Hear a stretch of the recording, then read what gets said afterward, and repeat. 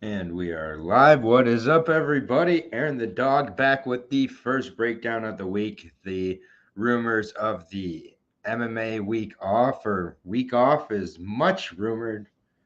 We got MMA this week. We've got one FC, which probably won't have lines come out, but that's okay.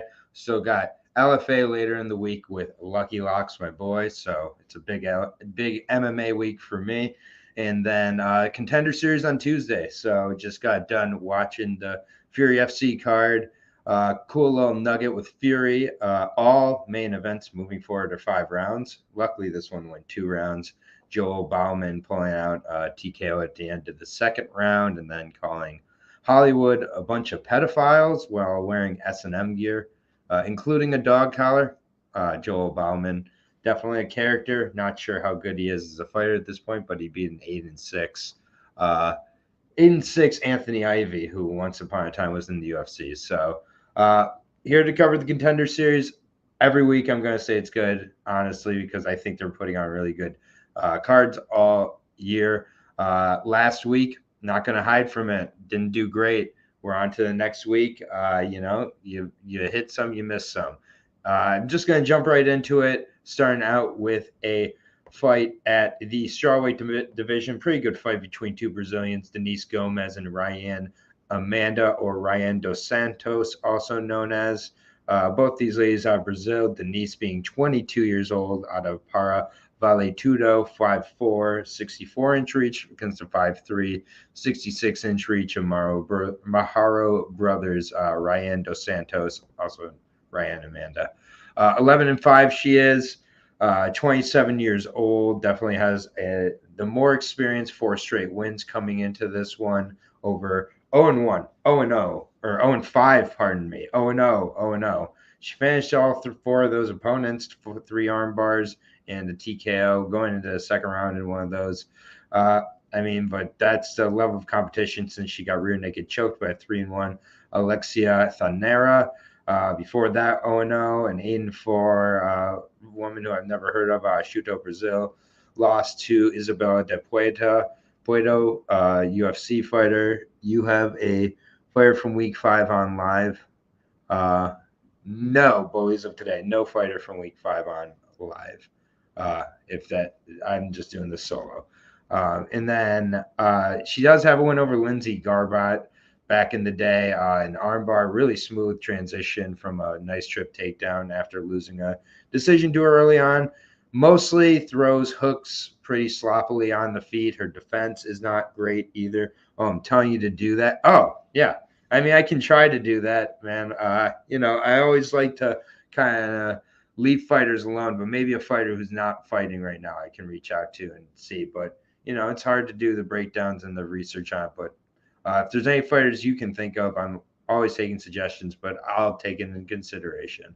But overall, Ryan, really good jiu-jitsu, decent trips at times, and her stand-up leaves something to be desired. Denise Gomez, the 5-1 fighter here, 22 years old, has fought at flyweight before, so she is making the trip down to strawweight here. Took on Milana Didueva, former UFC fighter, in her last fight. She was severely outsized in that fight. Bro, I am a fighter fighting on Tuesday. Okay. Who are you, bullies of today? What's your name? Who are you fighting, or who are you? Uh, but that's great. Welcome to the. If you want to hop on right now, I'd be happy to talk to you. Why not? We can make this happen right now. I'll send you the link right now. I just don't know who you are from the name bullies of today. But if this is Darius Flowers, let's talk right now because I'd be happy to talk to you right this second.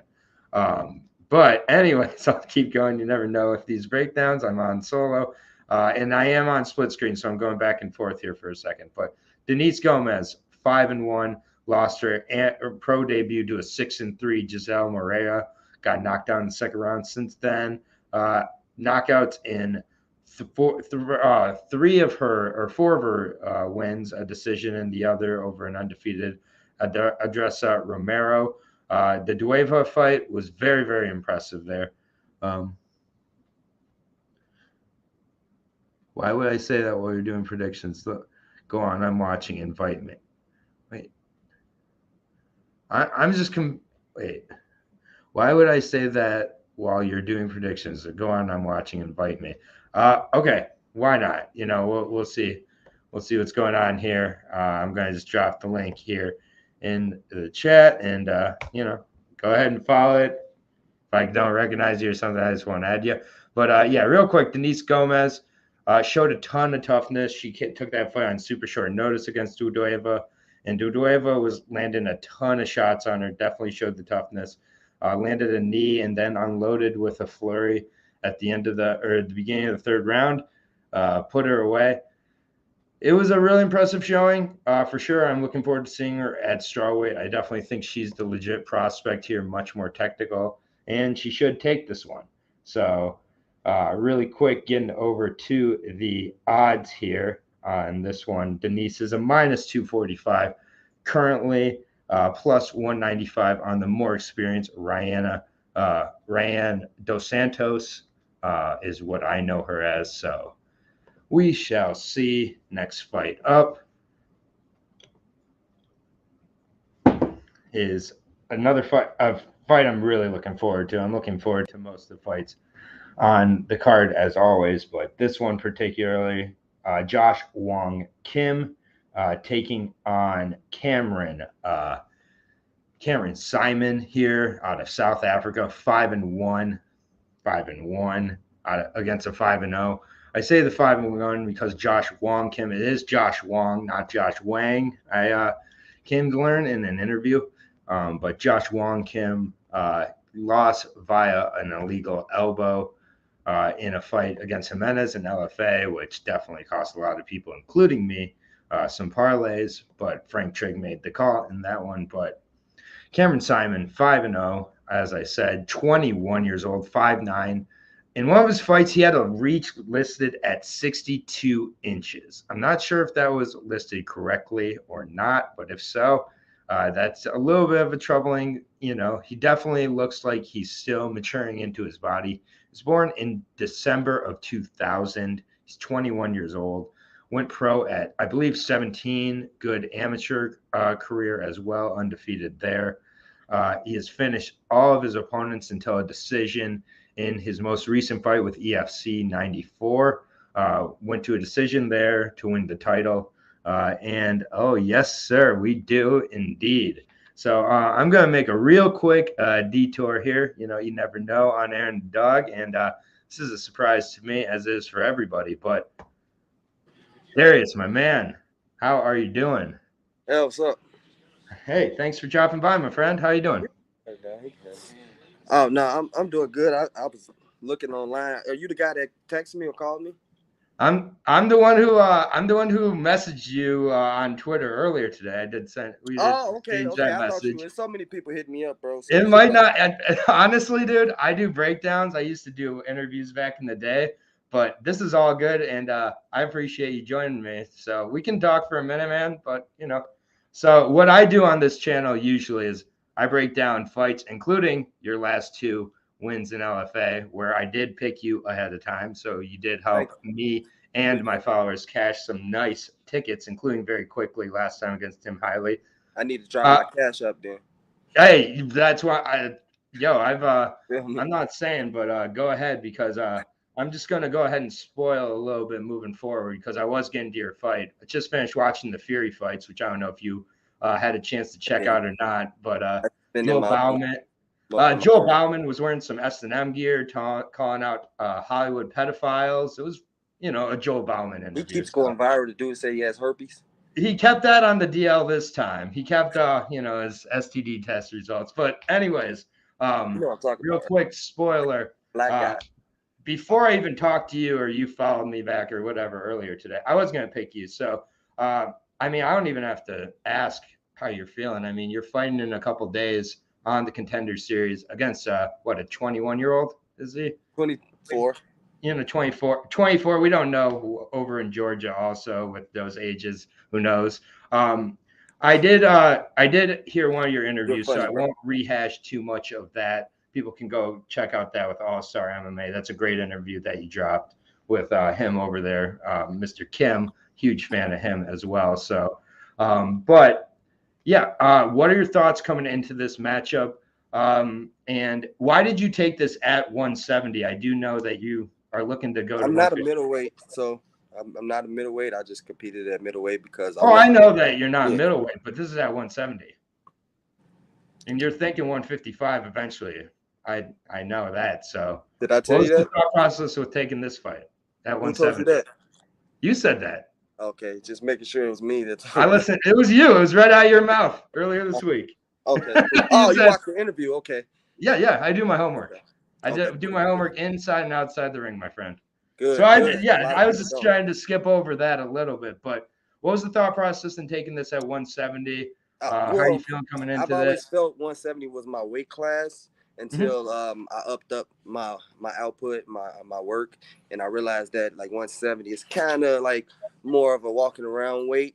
You know what I Right. mean? But with this matchup, still a great matchup. I'm still physically strong, big, and very skillful. You know what I mean? So my thought process coming into this was. The same as always. You know, grind. Look for openings. Be patient. Um, find the finish or just win the fight. Be smart. You know what I'm saying? Don't be like Kamaru and give your win away. Yeah, that was crazy, for sure. So when you're preparing for a fight, do you watch tape yourself? Do you leave that to Oh, your of course. coaches? Yeah. Yeah, Okay. I would like to think that I'm like the best guy at doing homework. To be honest Hmm. with you. Yeah, So you seriously. don't just go to a Tapology page. Nah, bro, I do in depth. Sometimes I spend fucking 75, $80, $100 looking up fights You that go fucking. anywhere you can, Fight TV, you go to Oh man, look, Facebook. nobody's safe. The coaches, the teammates, I'm all through everybody's shit every day. I'm So stalking what their you're life. telling me, so what you're telling me is eventually we're going to be breaking down some UFC cards together. No problem. Yes, possibly. I Yep. possibly when I start my podcast, you know what I mean. Oh, Everybody that absolutely. fucked with me beforehand, I'll fuck. I'm gonna fuck with them. You I know. kind of think it's funny how this all came together here. You're in the chat thinking you're talking to somebody else, and this is just how these things come together. I Right. am all about the rise of the fighter, though. I love, and I've said this to a lot of fighters who I've talked to in the past. I'm a huge believer that MMA is not a sport made for the undefeated, besides John Jones and maybe a few others. But I think losses are a requirement of MMA, which is easy for me to say. I'm not the one getting my ass beaten there. But how important do you think these losses early on in your career? You're still only 27 years old, Yeah. by the Well, way. I mean, how my important were losses the was is my losses? most important um, attribute at this point. I agree. Um, it taught me a lot as far as patience, um, understanding, work ethic, and just what needs to be done. Um, what needs to be done, pretty much. Yeah, no, I agree. And then your opponent, the very few times he's kind of stepped up his level of competition, he's Every time he faltered. tried to, Yeah, you know what I when he's mean. gone, he's faltered. He's had a majority I'm gonna loss. test. I'm gonna test your homework.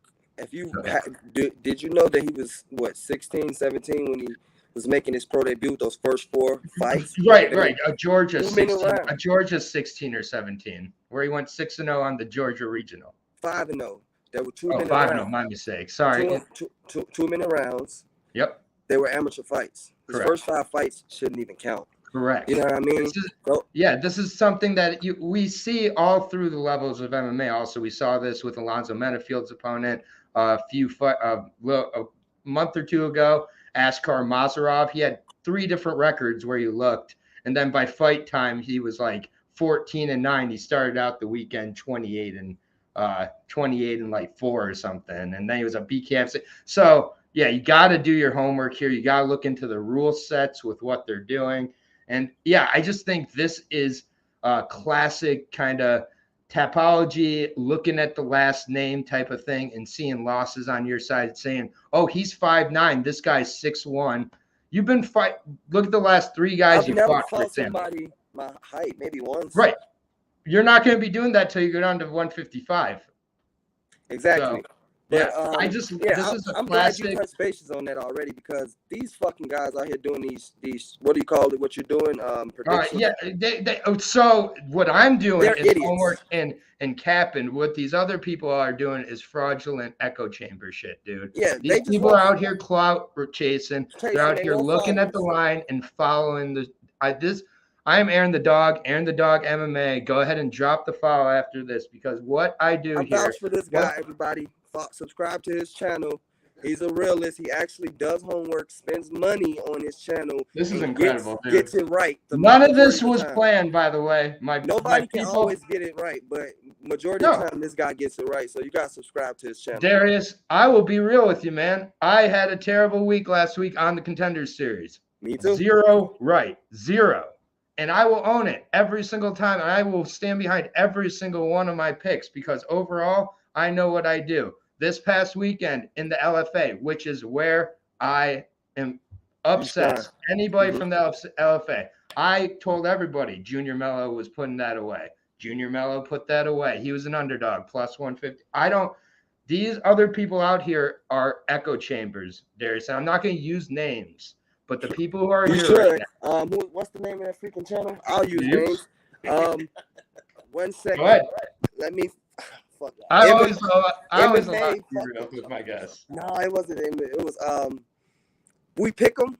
I don't even know who that is. Hold I on, don't let me- listen to. I listen to very few of these other channels. It's like Artem. You know Artem? He's an idiot. I've seen the name. I don't listen to him. Complete idiot. Then the Smash Bros, they're fucking retarded. Literally. They said I have a fucking gut and all this shit. And like, bro, I'm literally probably the most shredded guy on the card. Right, and people You know who what I aren't mean? training. Like, People who aren't training have a lot to say. what information? Like, what are they getting the information from? They watch one fucking video on YouTube that I didn't put up. You know what I mean? And then that's it. That was enough. You know what I mean? Let's make the only thing I said back to you tonight was from your own mouth from a different interview. I don't, and yeah, that's the thing, Darius. Like honestly, I could keep you on that. I really appreciate you stopping by, man. You were meant to stop by here. In all seriousness, I really have looked into your fight deeply. I've watched a lot of tape on your opponent. There's a lot of tape out there on your opponent. That's the good thing about it. Your opponent, for the most part, he has a lot of talent. He's very, very gifted for sure. But he's a classic hammer. When he becomes the nail, there's no nail. And you have been able. Definitely the classic hammer. Exactly, he's a classic hammer. And do you follow bet odds? Yeah, I did. I'm a fucking 250 dog right now. What am I? You're at plus 250. He's minus 300. Who has he faced on his record? Who's like anybody? Well, including the guys that or he yourself. that were okay, average, not even average. You lost. They're not in America. That's the thing. These regional scenes in other countries are not, the competition level isn't like America. And how many fights has he had in America? 0. Never been here. First time. Coaches isn't here. I'm about to kill this kid. Everybody better bet on me if you want to make money. I was gonna tell everybody to bet on you. You are my favorite dog on the card. Plus 250. Darius Flowers, my people. Go follow him on Twitter. Drop the Twitter handle for everybody because they're going to know it on Tuesday. Thank you, Aaron. Appreciate you, bro. Thank you, Darius. Thank you so much for coming on. This was on the fly. This is how we do it. I'm as real as they come, man. I promise you that. No one respects this game more, and I am not going. This is no echo chamber, man. Darius Flowers. Take him, baby. Good luck on Tuesday. Thanks, brother. Baby. Hit me up on Twitter. All right. I'll talk to you soon. All right. Peace. Holy fuck. That was awesome. If you're here right now, you just caught a really, really cool moment for me. I'm a huge fan of the sport, first and foremost. And Darius is one of my favorite fighters in MMA right now. And for him to just kind of drop on like that, none of that was planned. He had, a lot of people hitting him up because he's all of a sudden on the Contender Series. Whew. That was crazy, man. I'll go ahead and recollect myself here. The Cameron Simon, Josh Wong Kim fight. It's a really good fight, man. I think that with Cameron Simon, we're seeing a case of a 21-year-old not quite ready to be here. I do think eventually he will be back and in the UFC. I just think it's a little bit too soon. Josh Wong Kim, it does only 5-1 overall, but 29 years old. Keeps very, very good distance. I think the key here is to avoid the grappling. When Josh got into the grappling, even when he was successful, it's just like, why be there on the feet and in range is where Josh has the best chance. So I've been really tempted to think about taking Cameron Simon at plus 240, but I am going to just pass on this fight. My official pick would be Josh Wong Kim, and I do think he does, has a chance to get the finish here. I just think Cameron's not quite ready at 21, but protege of Dricus Duplessis. Also, if you want to get some tape on Cameron, EFC Facebook page, a great place to go and find that. Or just, hit up Darius because he has all those sources of tape as well. I'm still getting over that. That just made my night, man. I'm not gonna lie, that was very, very cool. Appreciate that, and it's just the beauty of this organic channel that is Aaron the dog. But enough about that. On to the next fight. Gonna put in the timestamps here. I don't know, like Wong and the interview here, but next fight, Arison Ferreira making his second go around here on the Contender Series, taking on Jesus Santos Aguilera. Sorry, just still a little bit shaken up here in a great way. But Mexico versus Brazil here. The Mexican Jesus Aguilar here. I will be breaking down first. 7-1, 5'3", so definitely a smaller guy even for the 125 division.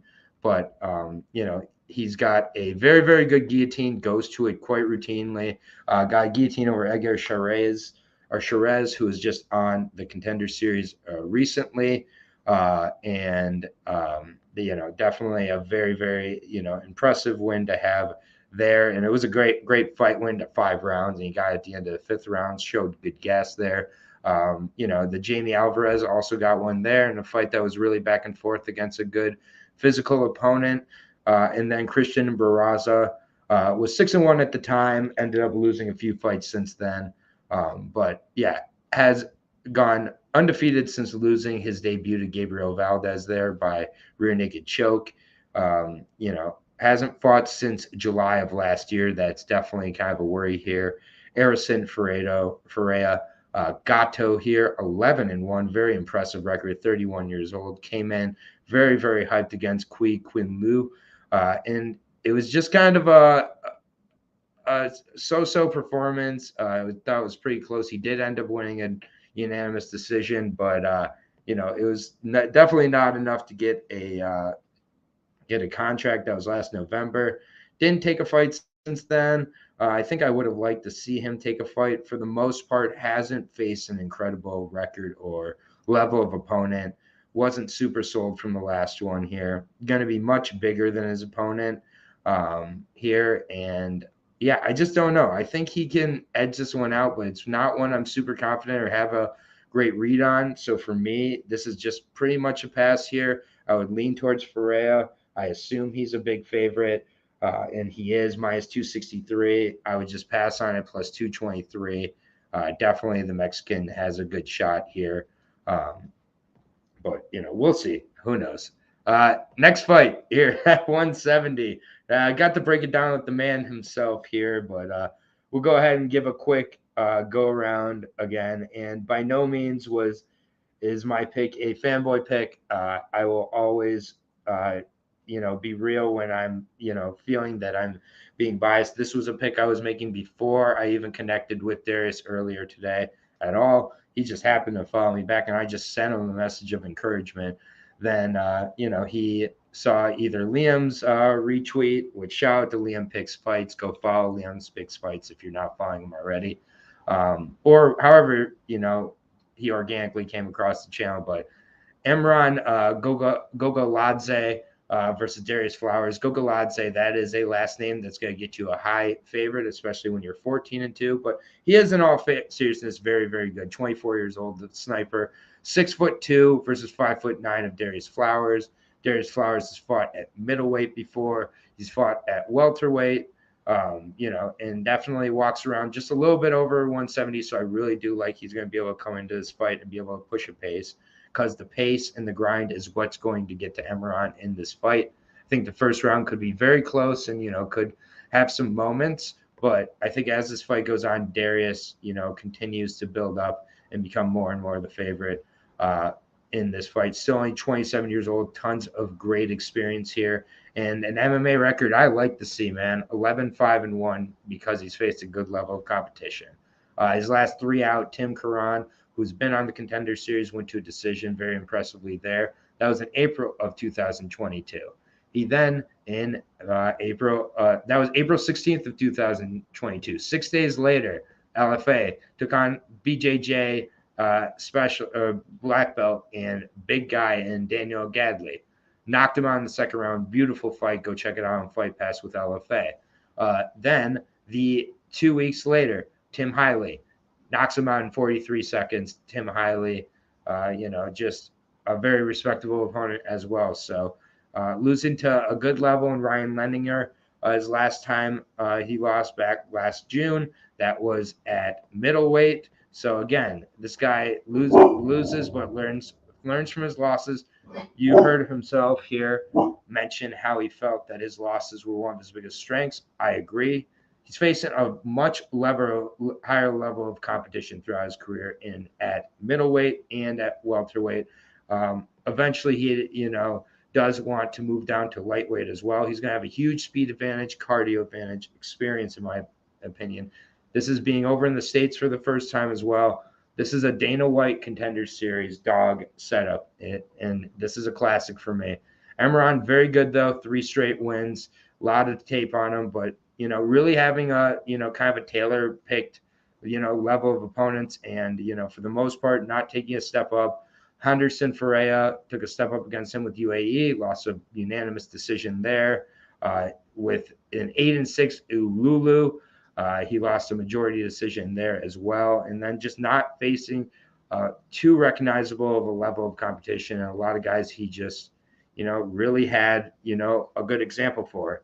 Is the bullies of today guy really fighting?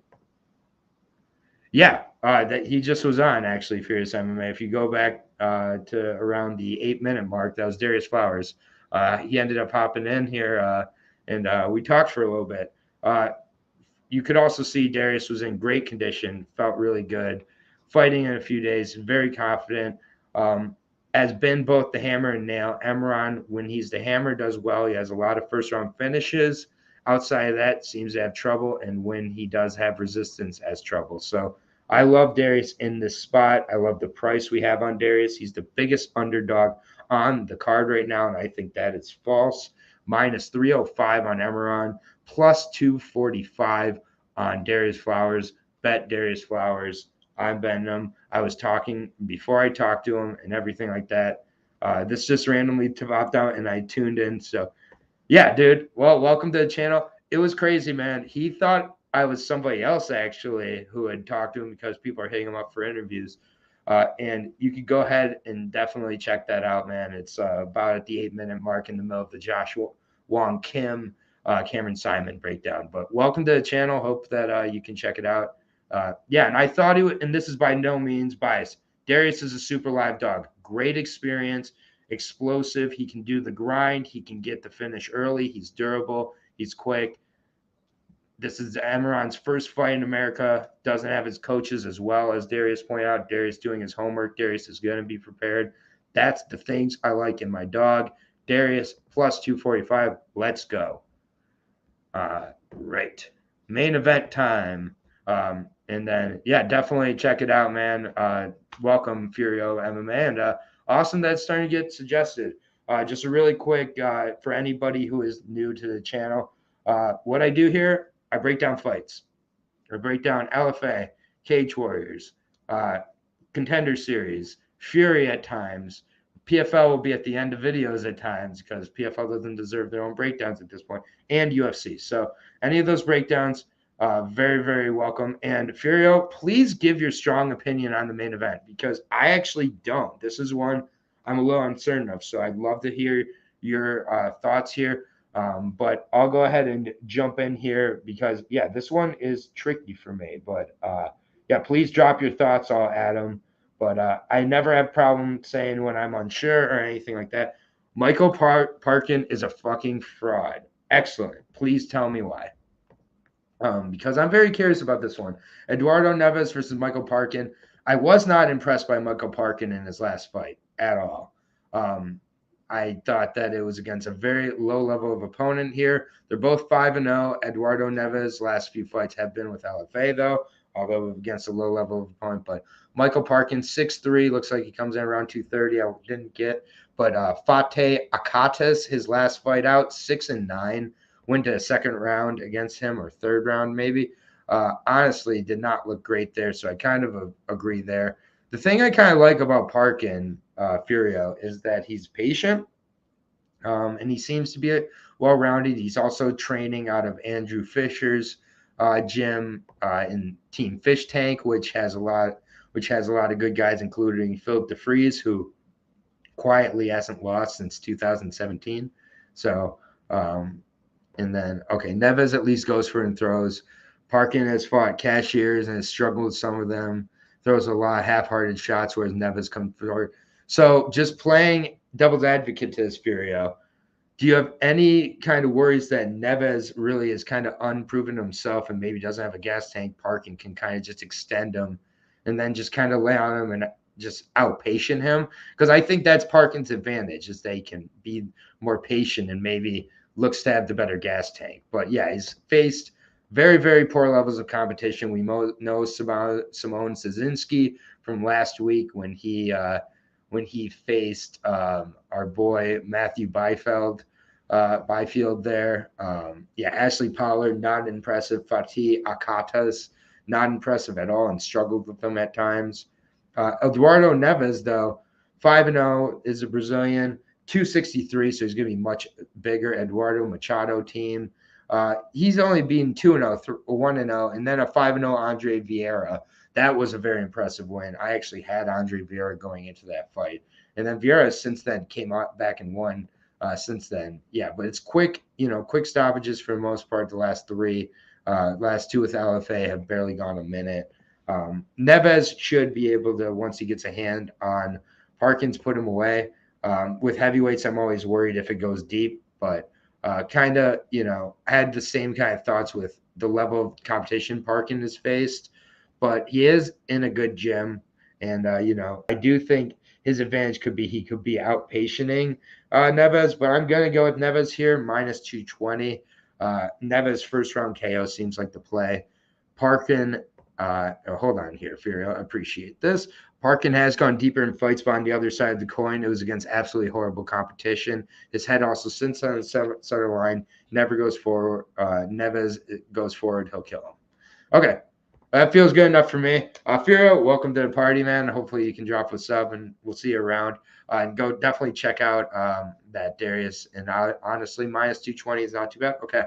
We also don't have really ridiculous number here, minus 20, not too bad. So my thoughts here is a Denise Gomez Neves parlay there. We'll get above even money. I'm going to leave the Josh Wong Kim fight alone for the most part.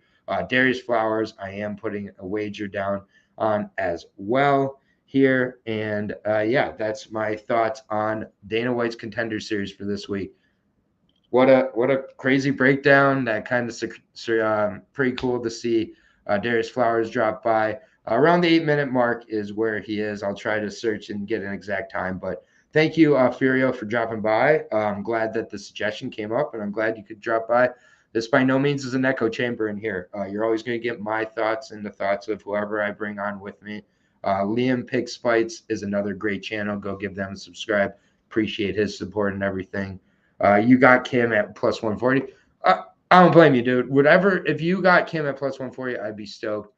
I was, I'm intrigued by Cameron and Kim, I'm not sure on, but plus 140, I would be excited too.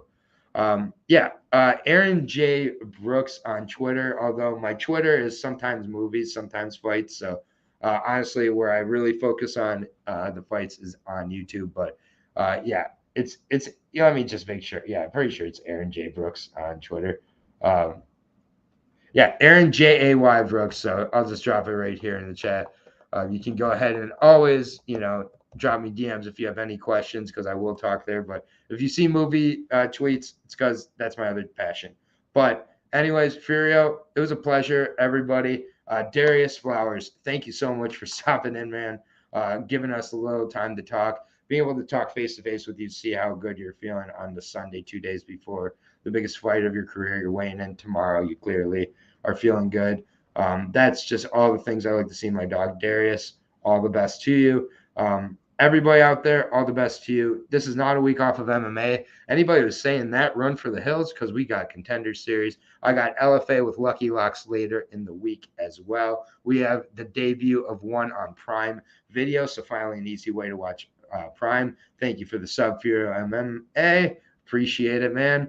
Pass it on to anybody you'd like. But yeah, everybody go and definitely give Mr. Darius some love out there on Twitter as well. He is at Beast Mode Fights. This is Darius's Twitter. Go give him some love. Shout him out. This guy is a real one, and he definitely will be back on the channel. This was an awesome breakdown. Thank you to everybody who joined me. Have a great night. Enjoy the rest of your Sunday. I'm going to go get high and watch some Game of Thrones because I'm a dork.